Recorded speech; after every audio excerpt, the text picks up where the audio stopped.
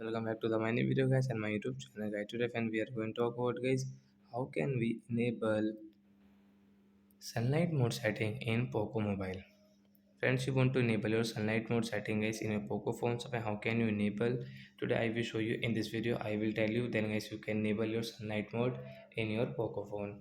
So friends, now let's see guys how can we enable it. So first of all guys you will have to turn on guys your phone setting. So we will on our phone setting and we will scroll.